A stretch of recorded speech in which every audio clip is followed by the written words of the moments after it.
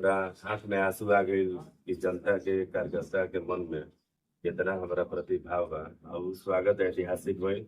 हम बीजेपी के जिला अध्यक्ष बनी तो जौना विद्यालय में हम पढ़ रहे हुए विद्यालय में मुख्य अतिथि के रूप में हम सम्मिलित हुए। कोनो बात के लेके हम उनकरा के तनी ऊंचा आवाज में बोल देने।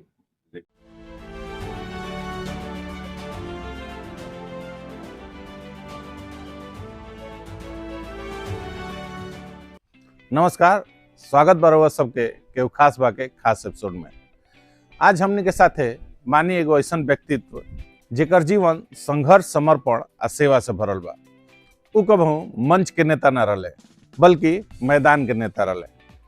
भाजपा कार्यालय में झाड़ू लगावला से लेके कुर्सी सरियावला तक वहाँ के काम रहे।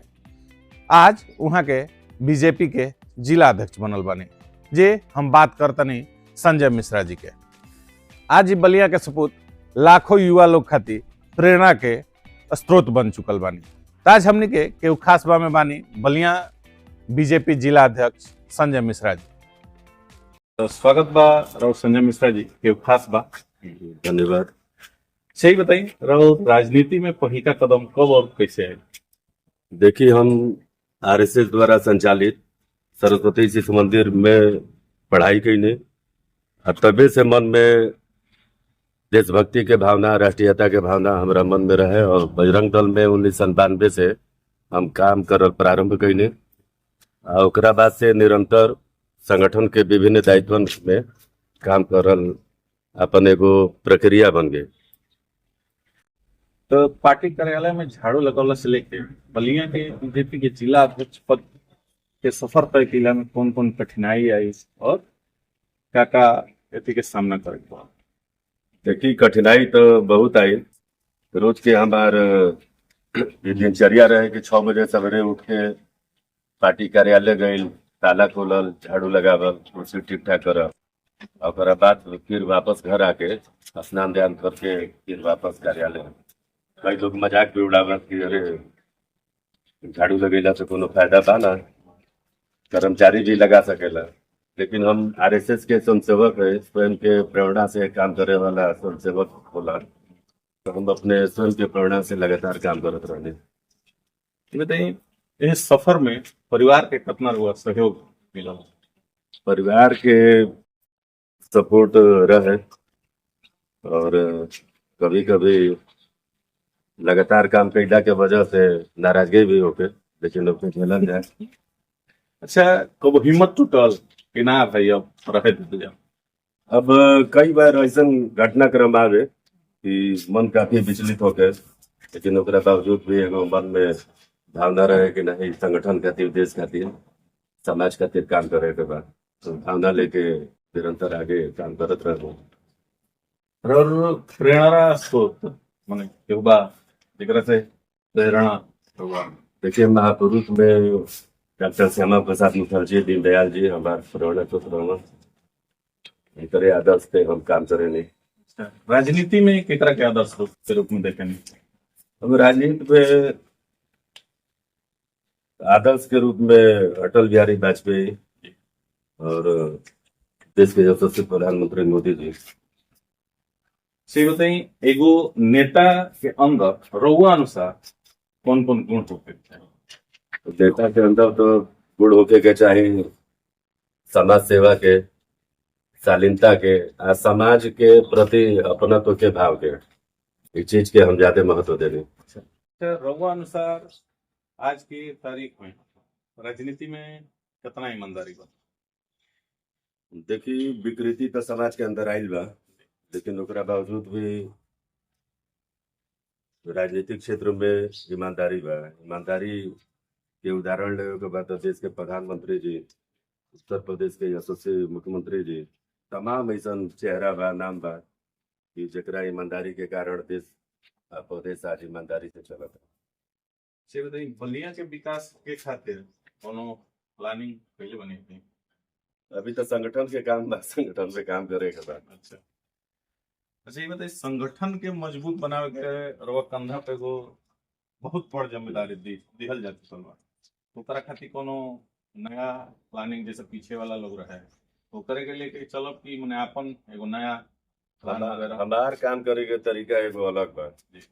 हम संगठन में जे पुरान कार्यकर्ता जे जनसंघ काल से काम कैले बा, जे अपन जीवन 30 वर्ष 35 वर्ष संगठन में लगैले बा, हमार पहला प्राथमिकता बा कि उन सारे कार्यकर्ता के सक्रिय करके संगठन में जोड़े के बा और आम कार्यकर्ता के महत्व देवे के बा, प्रेम देवे के बा, ताकि उस संगठन के लिए समाज के लिए काम करे। अच्छा, अब चुनाव भी नजदीके आवता ओकरा खातिर कोनो विशेष रणनीति?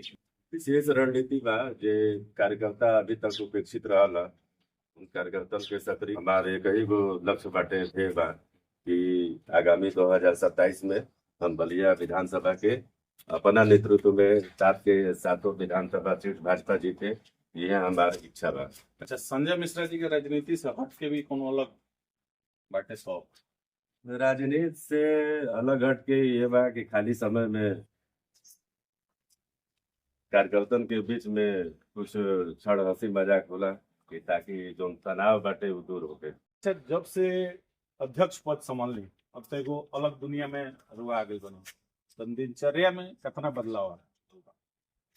दिनचर्या में बहुत ज्यादा बदलाव आ गई बा, क्योंकि पहले ही से दिनचर्या रहे, लेकिन दायित्व मिलने के बाद दिनचर्या में बदलाव आई। अब 6 बजे से ही कार्यकर्ता आम नागरिक अपन अपन समस्या के लेके आवन शुरू कर देला। उनका समस्या के निदान करे खातिर जितना संभव हो सकेला हम करे नहीं। अब पहले दिनचर्या में रहे कि स्नान ध्यान कुछ विलम्ब में भी होके, लेकिन अब एगो नियमित बन गई बा कि 1 बजे स्नान करे के बाद पूजा करे के बाद और ओकरा बाद संगठन आ समाज के काम करे के बाद। जब संजय मिश्रा के तो वो बहुत ज्यादा टेंशन हो जाला, हर एक इंसान के टेंशन होला, तो बहुत ज्यादा टेंशन हो जाला, तो उस समय संजय मिश्रा जी क्या करें, कैसे ओकरा से निपटे नहीं? देखिए, टेंशन होला तो एगो सबसे पहला तो काम हम भगवान के याद करे नहीं, भगवान के याद करे नहीं कि आगे उनके शक्ति देश प्रेरणा देश, और दूसरा लोगों के बीच में हंसी मजाक के हम काम करेंगे कि तनाव से मुक्त होंगे। अच्छा, अभी तक के सफर में सबसे यादगार पल राहुल कौन रहा बा? देखिए, जब हम बजरंग दल में काम करें, उम्र काफी कम रहे, लेकिन वो समय बजरंग दल के राष्ट्रीय संयोजक विनय कटियार जी के बलिया आगमन रहे। हम अपना नेतृत्व में जो विनय कटियार जी के ऐतिहासिक स्वागत करेंगे कि विनय कटियार जी भाजपा के जब प्रदेश अध्यक्ष बनलन आ बलिया आगमन उनकर भइल, तो वो स्वागत के जिक्र कैलन बलिया में कि इससे भी बढ़िया मेरा स्वागत बड़े बजरंग दल का राष्ट्रीय संयोजक था तो मेरा हुआ था। हमके बहुत अच्छा लगा। कार्यकर्तन के एकजुट करके उस स्वागत समारोह के कार्यक्रम हम करेंगे। दूसरा, जब पार्टी भाजपा जिला अध्यक्ष की जिम्मेदारी दिलस, लखनऊ से बलिया स्वागत के कार्यक्रम रहे। लखनऊ से ही पूर्वांचल एक्सप्रेस वे से ही जो ऐतिहासिक स्वागत हुई, हमारा आंख में आंसू आ गई कि जनता के कार्यकर्ता के मन में कितना हमारा प्रति भाव बा और उस स्वागत ऐतिहासिक हुई। पूरा उत्तर प्रदेश के कोनो जिला अध्यक्ष के वैसा स्वागत न हुई। अच्छा, बलिया के युवा लोग बा ओकरा खातिर हो कोनो संदेश? बलिया के युवा खातिर संदेश ये बा कि जो आज पश्चिमी संस्कृति के चकाचौंध बा, ओमे युवा के ध्यान न जाके अपन भारतीय संस्कृति और जौन जरूरी बा देश के खातिर, समाज के खातिर, परिवार के खातिर, ओपे ध्यान आकृष्ट हो गए तो ज्यादा बेहतर बा। खाली समय में संजय मिश्रा जी का कोई पसंद करने का कि हमरा तो लगा था कि खाली समय तो मिलत ना, लेकिन जो ने मिलत ओकरा में क्या करत? खाली समय में हम चाहेंगे कि जे अपन कार्यकर्ता बा ओकरा संगे हम बैठ के सुख दुख के बात करें कि का समस्या बा, का दिक्कत बा, संगठन से के तरह निष्क्रिय कार्यकर्ता के जोड़ल जाए।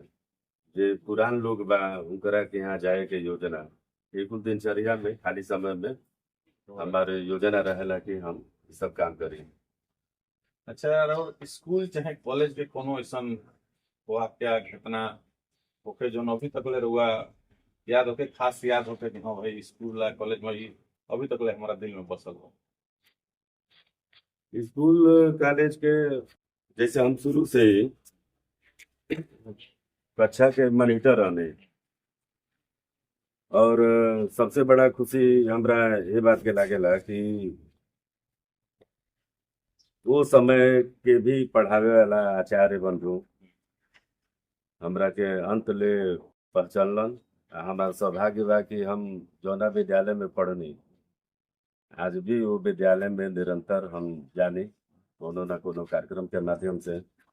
और मन में शुरू में वो विद्यालय के प्रति अच्छा भाव रहे कि विद्यालय में कब आवे के मिली कि ना, लेकिन भगवान के आशीर्वाद से हमेशा विद्यालय में आई गई कुल कार्यक्रम चलत रहे। और सबसे बड़ा खुशी ये बात के रहे कि जब हम बीजेपी के जिला अध्यक्ष बनी तो जौना विद्यालय में हम पढ़ रहे हुए विद्यालय में मुख्य अतिथि के रूप में हम सम्मिलित बनी, तो उस समय हमके बहुत अच्छा लगा और हम सबसे बहुत खुशी रही। अच्छा, कोनो ऐसा सपना बा जौना के पूरा करे के बा, का वो हमने संग रुआ बांट सके कि हाँ भाई हमारा इस सपना बा पूरा कर दें? काहे कि हर एक आदमी अपना सपना का तो बांटेला ना, तारो बांट सके नहीं कि इस सपना बा हो हमार कि हम ओकरा के पूरा कर जाए। अब सपना के बारे में तो बाद में बताई, लेकिन एगो मन में यह भाव रहेला कि आम जनता आम जनमानस हमरा के अपना हृदय में बसैले रहे, केहू भाई के रूप में, केहू बेटा के रूप में, केहू मित्र के रूप में। हमारी ये रहेला कि हमेशा कि लोग हमरा के सम्मान दे, अपना अंदर हमरा के बैठावे, और कोनो हम काम ऐसा ना करूं जिससे समाज में कोनो एक प्रकार के लोगन के मुंह से निकले कि नहीं ई संजय मिश्रा बहुत गलत काम कैला। हमेशा मन में यह रहेला कि हम समाज से सीखी, जे नइखे सीखले होके सिखाई चाहे। बलिया के कोनो ऐसा खास बात जौना से रुआ ने एकदम जुड़ल बानी कि हाँ भाई बलिया के इहे खास बात हमरा के एकदम जुड़ले रखी गेल ना? तो करना लोग बा कि जैसे रुआ युवा रहनी तो रुआ तो बलिया में रह गई, कितना युवा लोग बाहर चल गए जाके अपन बिजनेस काम धंधा करे, लेकिन रुआ बलिया से जुड़ले रह गई। बलिया में देखिए एक तो प्रेम भाव ज्यादा बा और सहयोग के भावना भी बा। जैसे बलिया में आदमी चाहे कि हम कोनो काम करी, अगर ओकरा अंदर जज्बा बा तो निश्चित समाज के लोग उनमें सहयोग करी। ऐसे बताइए, राजनीति में ना रहते तो क्या करते संजय मिश्रा जी? देखिए राजनीति के भाव हमारा अंदर बचपने से रहे कि हम राजनीति करी और समाज का विकास करी। राजनीति में ना रहती कोनो सफलता ना मिली तो समाज के सेवा करे के कोनो ना कोनो माध्यम से हम जुड़े रहते। हमेशा बचपन से ही हमारा मन रहा है कि हम राजनीति कर समाज के बीच में एगो अच्छा पहचान बना रूपे भाव शुरू से ही मन में रहा है। अच्छा, इंसान जीवन में अपना कुछ ना कुछ गलती कर लो ओकरा से ठीक है, वो संग ऐसा का होगा कि जीवन में कोनो ऐसा गलती भइल होके ओकरा से रुआ सीख मिलल होके, वो अभी तक याद होके कि हाँ भाई हमारा तो गलती भइल, ओकरा से सीखनी तो हमारा को बहुत काम देला। गलती जैसे मान ली हर केहू मनुष्य है, तो मनुष्य के अंदर कुछ ना कुछ कमी तो रहबे करेला। एगो घटना रहे कि संगठन के एगो बड़ पदाधिकारी जब हम बजरंग दल में काम करी, कोनो बात के लेके हम उनकरा के तनी ऊंचा आवाज में बोलते नहीं, लेकिन बाद में हमरा लागल कि हमारा संगठन के मुखिया हो इस प्रकार के बातचीत हमरा ना करे के चाहिए। और उस दिन से हम सबक लेनी कि अपना अंदर धैर्य राखल बहुत जरूरी बा। दोनों क्षेत्र में अगर काम करे के बा तो मनुष्य के धैर्य राखल बहुत जरूरी है। और तब से लेके आज तक घटना से बहुत बड़ा सबक मिला। और केहू कुछ भी बोलेला तो हम उत्तेजना में दोनों का प्रतिक्रिया ना दे प्रतिक्रिया ना दे। अच्छा, आज के युवा लोग के और वो का देखा तनी कि क्या सबसे बड़ कमजोरी हो गई बा युवा लोग?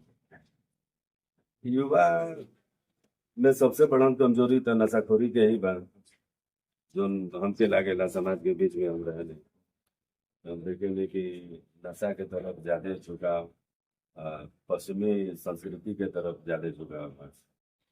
और हमारा तो ये कहना बा कि भाई युवा अगर संस्कारिक बा तो ओकर काफी संभावना बा कि समाज में और अपन कार्य क्षेत्र में काफी आगे बढ़ सकेला, आने को बना सकेला।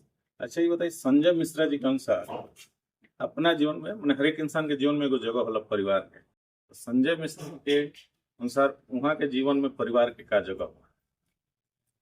परिवार के बहुत जगह बा, परिवार के बहुत सहयोग मिलल बा। जैसे हम आज तक एजा पहुंचे नहीं, तो मैं सबसे बड़ा योगदान अगर के होगे बा तो हमारे धर्म पत्नी के बा, उनका बहुत सहयोग मिलल। नहीं तो जो आज के परिस्थिति बा कि वो अगर कुछ ना करे ना कल्पना करी तो कितना ताना सुनने के मिलेला।